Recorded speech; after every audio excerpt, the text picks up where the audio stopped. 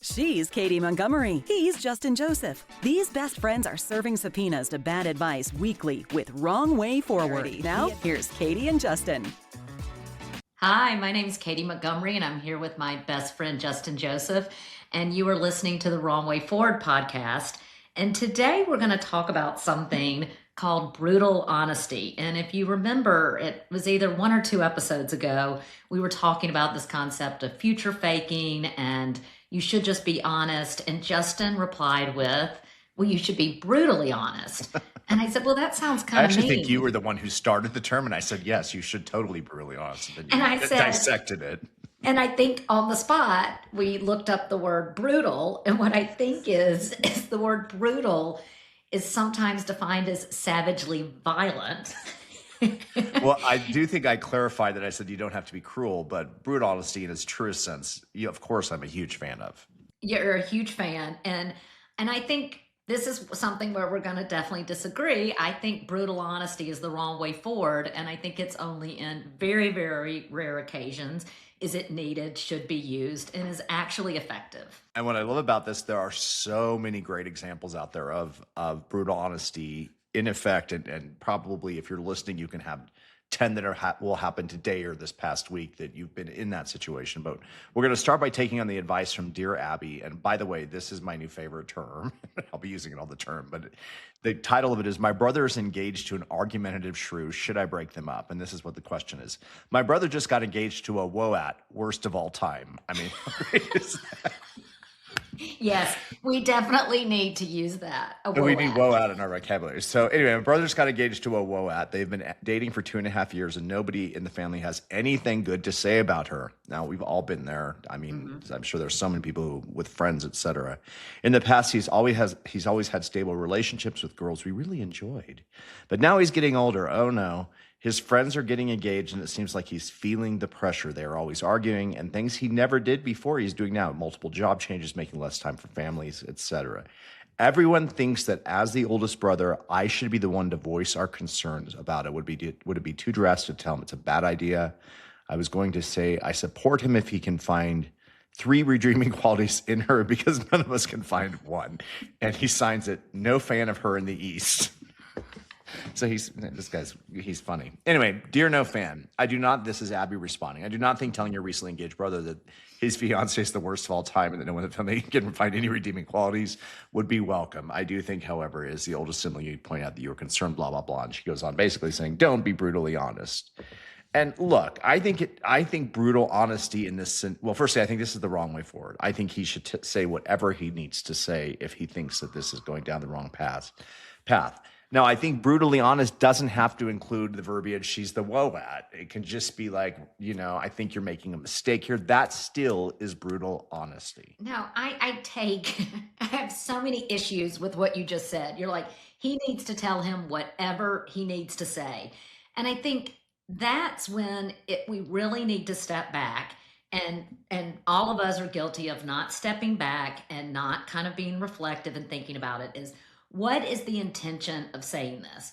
And if the intention is to say is that we've got to get this off our chest, we have to let you know, is this really about the brother? Is this really about the family? Or is there really care and concern for him? And when you say he should just say whatever he feels, that's going to release his anxiety. That's going to make him feel better. And then it becomes about him. We've lost the objective of, you've changed. Are you okay?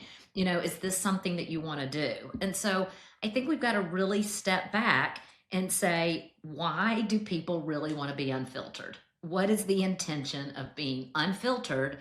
And being unfiltered means that you can sometimes be brutal or savagely violent in your communication. And I think I agree with you. It is about intention, but I mean, we have to assume that his intentions are the best intentions for his brother. We can't assume that this is about him getting something off his chest. Based on his email, and I do think his intentions are, the guy's doing multiple job changes. I forget what else he said. I mean, those are scary things. Can you imagine if one of your lawyer brothers, you have one lawyer brother, one of your lawyer brothers like, yeah, I'm going to go paint art because my new wife, I mean, wouldn't you be freaking out? I would be, but again, it's like going back to brutal honesty. And I think I'm trying to separate what you're saying and also his intentions. You're like, if he needs to get it off his chest, he needs to get it off his chest. Okay, well, That's maybe what I was calling some BS on, right? And generally, brutal honesty, we're not talking about being honest, but brutal honesty can sometimes be a mask for cruelty. It can really leave the other person, into fight or flight. It's like, are they even receiving the message? If the idea is that you have real concern that he is making major shifts and changes in his life that aren't indicative of the person he is, do you want to give him information in a way that he's going to be like, go to hell, big bro? I mean, it's so, and then there's a lack of nuance here. Like, where is the compassion? Particularly, I hope that this originally came out of compassion. Like, I have concern for you. I have empathy for you. But the brutal honesty, to hell with both of those things. Well, firstly, it always makes me nervous when I see you looking down at notes. I know I'm screwed. Well, don't call out the notes. I thought I was very good at looking down. You are, but I already know I'm in a losing proposition the minute I see you reviewing notes. I'm like, oh shit, she researched.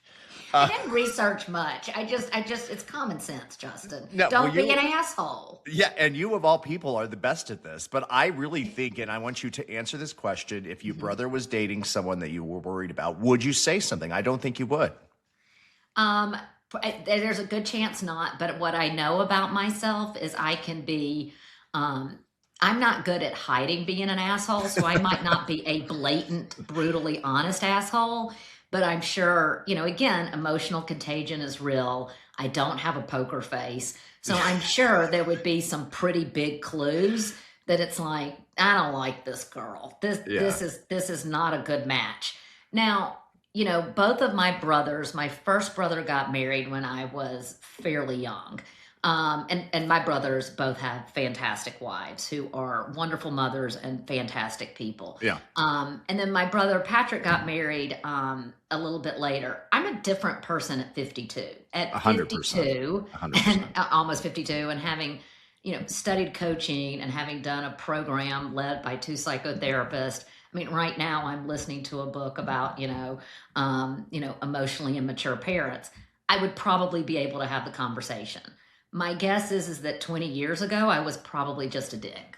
100%. I totally agree. And actually, even though everybody thinks I'm really confrontational, as I get older, I really do not want to have confrontations. I really avoid them. I don't do them unless it's something in the heat of the moment that I can't contain myself. I was on a panel yesterday with real estate, and they were asking us how we as realtors handled it when the other side escalates and gets nasty. And I said, well, of course I do the same.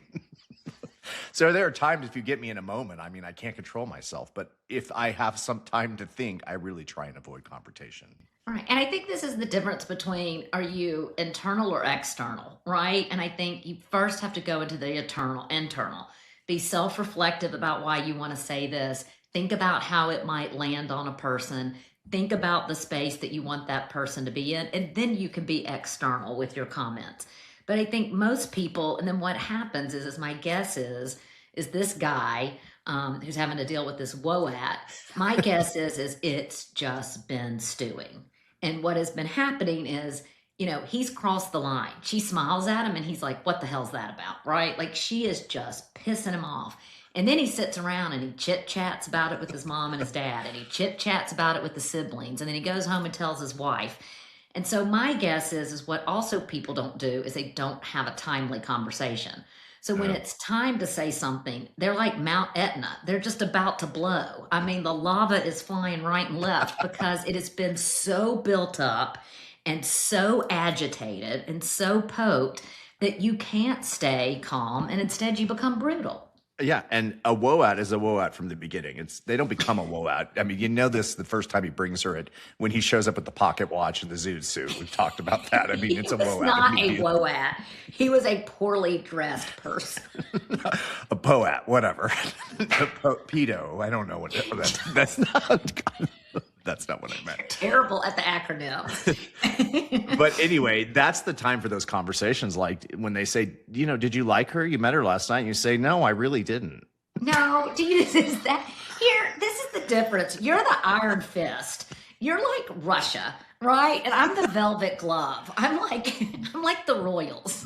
Well, You're like, what except would I you don't. have on day, but we agree you say it on day 2 when your brother calls and says, "Did you like her?" What would you have said? What If did it your was, brother say about the pocket watch? it just was like gross. So What's that's brutally honest. I think that takes us to our break. We'll be back on the other side to talk more about this on the other side.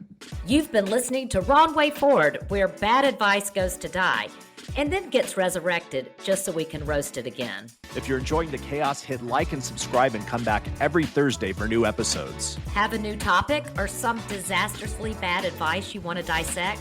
Email wrongwayforwardpodcast@gmail.com. Include your contact info. Now back to Wrong Way Forward. Roasting the worst advice ever. Welcome back to the Katy and Justin podcast. So after 10 lovely minutes, Katy finally has to confess that her brother is brutally honest because he told her the day 2 that he didn't like the pocket watch. It was not day 2. He told me like 5 years later, what's up with the loser with the pocket watch? So he was in a safe territory. We'll be back after a quick break. What if the most powerful thing about you is not what you do, but it's the energy you bring into a room? I'm Kathy Heller, and I host Everything is Energy.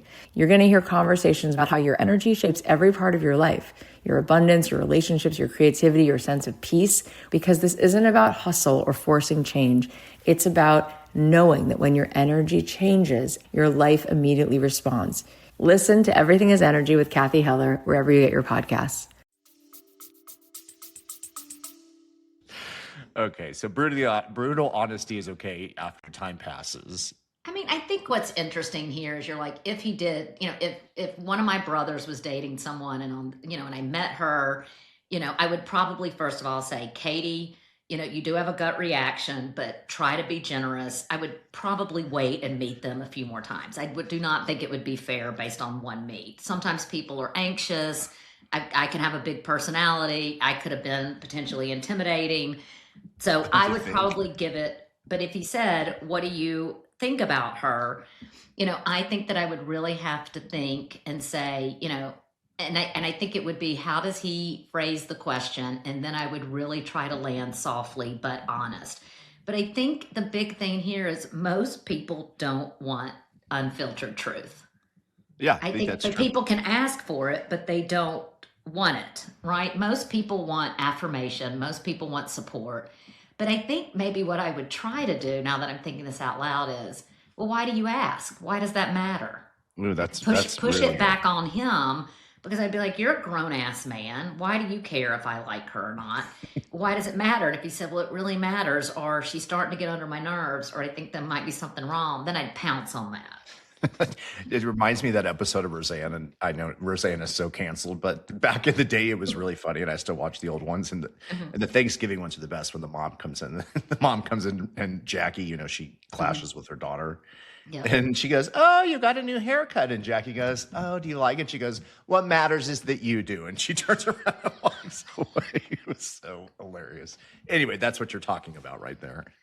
Yeah, but I think I'd be like, I appreciate the question and that you want my opinion, but why does it matter what I think? And then I'd maybe, what do you think? I would just see if that could get us to a space, or maybe that could be a way that I haven't said it, but the unsaid is enough. Yeah, exactly.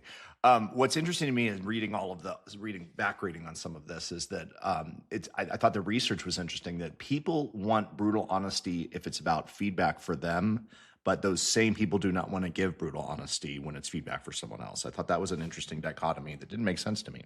Yeah, no.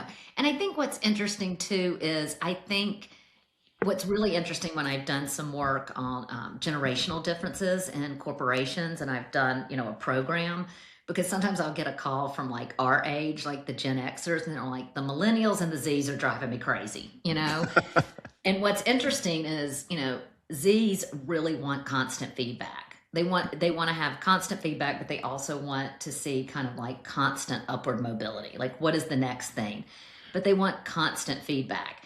And so I think that's interesting that in the workplace, and I could tell you this from coaching people have a horrible time giving real legitimate feedback, But I think when it comes personal, right? When it comes about your looks, when it comes about your choice of significant others, when it talks about life decisions, things that can kind of hit your character, not your skill set or your ability at work.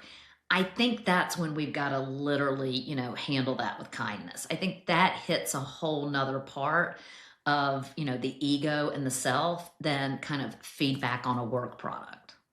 I agree, but I also think there are some examples where brutal honesty, and I again want to couch that by saying brutal honesty without cruelty can also be appropriate. And one example, and again, this is just based on reading that I did, is like for health and safety. If someone's, let's say alcoholism, or you notice someone's drinking too much, or they're losing weight, or they're anorexic or something, there is a time for brutal honesty without cruelty. I think, do you agree with that situation? Maybe ending a relationship. I think finances, when it comes in a relationship, could be situations where you're spending too much money. Now, that's not really brutal, but how about why do we have to use the word brutal? I think when words hurt, the message gets lost, right? So, if somebody, I don't want to, spoiler alert, but, I was watching The Pit, and which is a great show. And it was so interesting because I'm coaching someone who does work in aspiration pneumonia, and there was an aspiration pneumonia case. And the reason this person had caught this pneumonia is because she was a bulimic and was constantly vomiting. And I thought the show did just an amazing job of saying, and again, you could probably do that in a medical setting because it's very fact-based, it's very science, it's very objective, but really handled it with a kid glove, because someone who is puking to stay at a certain weight, there's a lot of wrapped up in that, right? There is a lot of shame, emotions, embarrassment. It's one of these hidden diseases. So I just don't think brutal. I'm trying to think about when brutal honesty would work, and this is what comes to mind. If I had a stalker and I felt unsafe, I would probably say, get the beep, beep away from me, you beep, beep. You WOAT. Yes, I would be so brutal and nasty, but knowing my luck, the stalker would be like, oh, that turns me off. But, my other reaction to this is, I hate the woke stuff. I think woke went way too far. And taking brutal honesty, I think trying to comfort people, to try and take the power out of brutal honesty, again, brutal honesty without cruelty feels woke to me. There is a place for it. I just, I think, again, like very uncomfortable. I'm okay with honesty. I'm okay with not. And here's the thing. But why can't it be brutal honesty without cruelty? Well, why can't it just be honesty, but we're not sugarcoating, or we're not social cushioning, or, but we still have a concern for someone's feelings. I think you are just ignoring the word brutal. I think brutal is cruel. I think brutal is violent. I think, even thinking like brutalist architecture. When you look at it, it is cold and, and not warm. And I'm like, why can't we have concern for someone's feelings when we're delivering this information? Yeah, I think that you and I obviously still have some space to make up between us, but I think we're closer. Do you? Yeah, but I'm scared I might cross you one day and what might come out of your mouth. Likewise, I don't have control over my mouth all the time, right? Yeah, but the difference is I know you, because when you said I don't have a game, what'd you call it? Game face. Yeah. I know that. I've seen that look before. It's like a vacant half smile. Eyes are pushed back. Like I just know there's something that needs to be said. And you're about this close to saying it. Well, and what's really interesting about our friendship is I think I'm a really genuine friend, and I've got some really fantastic friends, but I think you and I have a level of honesty more than I have with most friends. Yeah, like tell that story about when you called me. When I was still in the closet. Oh, so I'm studying for the bar exam. And the very first day you go to the bar prep class, they're like, don't change anything. If you're using cocaine, keep using it. If you're married, stay married. If you're having an affair, keep it going. Your entire objective is studying for the bar. And I'm not a great studier. I'm absolutely a terrible, I just don't have the attention span. So I was in the last week being like, oh crap, I got to learn negotiable instruments and all this crap. And I called Justin and a guy picked up the phone and answered. And this is when we still use landlines, by the way. And the person answered and I said, may I speak with Justin, please? And he's like, yeah. And then Justin comes on the phone and I'm like, who's that? He's like, nobody, just a friend. And I'm like, I said a roommate. A roommate. And I said, do you share a bed? Is he a No, roommate? you said, do you live in a 1-bedroom or 2-bedroom? I think I said 1 bedroom or 2 bedroom. You said 1 bedroom. I'm like, does he sleep in your bed? And then you were like, Katy, I'm gay. It's not quite what happened. You just blurted it out. Justin, are you gay? I think that's pretty much how. And then you said, yes, let's call Nikki on 3-way. And the thing that's so funny is I was studying for the bar, and I'm like, did he have a crush on this fraternity brother? Did he like that person? Oh my gosh, was he gay then? And I was like, I should have waited till I took the bar exam. I spent so much brain power trying to break that down. But I think with us, it's I don't know what it is. I don't go to other friends and say, gross, why are you wearing a sleeveless shirt and a gold chain? But I could do that with you. I don't know why. All right, we'll come back on the other side. We'll wrap this up, take a few of your emails, and talk about briefly about something that's been in the news lately. We don't want to make this show, the goal of it's never to be heavy, but there's been some interesting stuff on the Epstein files and how Melinda Gates had to respond to a question about her husband being involved in that. We'll see whether that was the right way forward on the other side. We'll be right back. Thanks for streaming Wrong Way Forward, the weekly reminder that advice is usually free for a reason. We call out bad advice wherever it hides: boardrooms, break rooms, and even book clubs. Enjoying this dumpster fire? Like, subscribe, and check back every Thursday for new episodes. Want us to roast your favorite piece of nonsense? Email us at wrongwayforwardpodcast@gmail.com. Be sure to include your contact info. We're not psychic, just judgmental. And now, back to Wrong Way Forward. Roasting the worst advice ever. Welcome back to the Katy and Justin. So we're back. So we're going to wrap up this concept of brutal honesty. I hope that Justin has been convinced it's the wrong way forward. And I hope the idea is to be honest, but really have concern for others' feelings, and that there is a fine line between honesty and empathy, and that always the key is to balance with kindness. So again, we would love to hear, first of all, if you engage with any WOATs, we'd love to hear more about the We want to hear all about your WOATs. Yes, always. All about your WOATs. We'd also love to hear about any communication issues you've had, any kind of terrible advice you've gotten. And again, you can email us at wrongwayforwardpodcast@gmail.com. We'd love to hear from you. You can also engage with us on all our social media. Just leave us a message and we'll make sure to respond. And don't forget about our text line, 720-251-4450. You can text us. Let us know whether you think one of us is wrong or right, or whether the advice we're giving is WOAT, worst of all time. We should could probably rename the show that. A few viewer emails quickly from last week. Actually, just a couple I thought were interesting. So funny how this, the bedwetting thing really has hit a chord with so many people.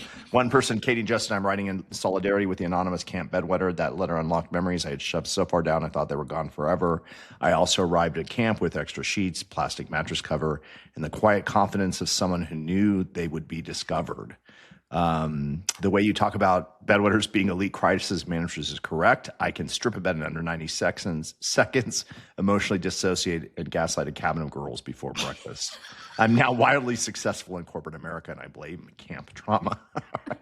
And then one other one, the bolo tie still haunts me. This is in response to me getting a bolo tie from my grandfather. Justin, can you find a picture? Can you ask your mama to find a picture of you wearing this tie? That would be great for our viewers. No, I would never have worn that tie. But I wish I would have kept that tie because, it was probably a very expensive bolo tie.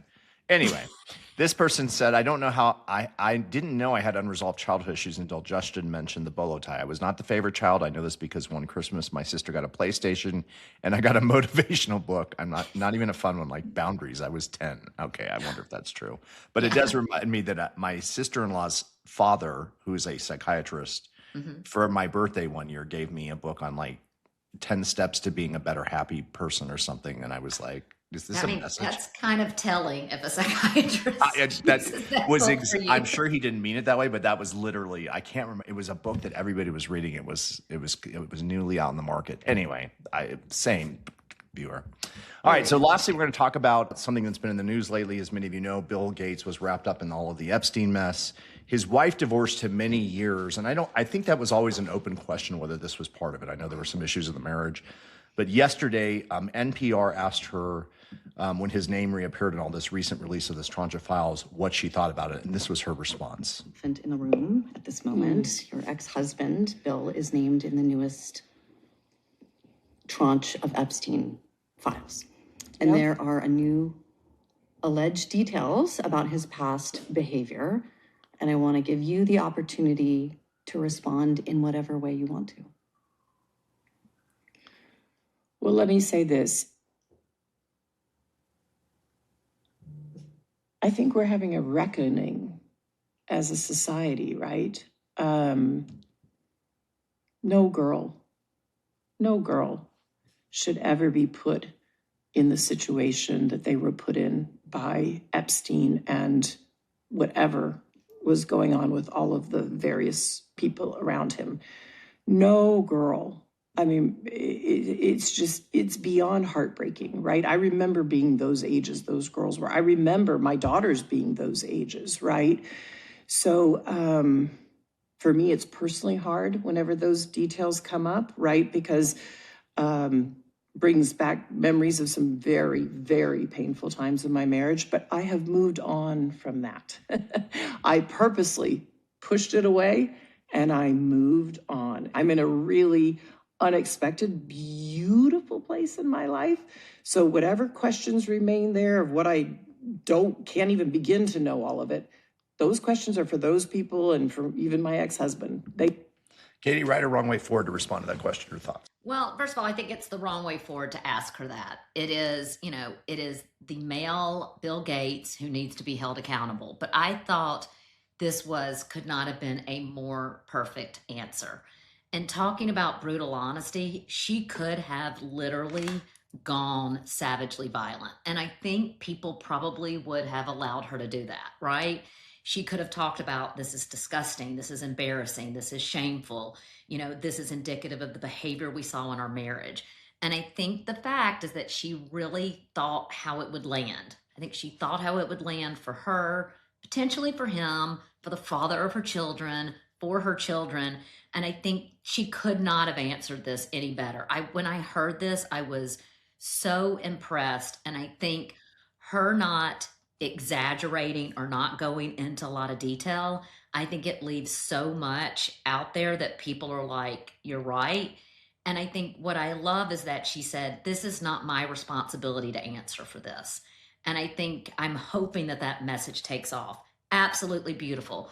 Wrong way forward to keep asking the women, the victims about this. Let's ask the men who have been implicated in this terrible, terrible mess. And I agree with you 100%. I thought she handled it elegantly. I think her priority was her children. And I'm with you, right way forward. Well, that's this week's episode of Wrong Way Forward. We thank you guys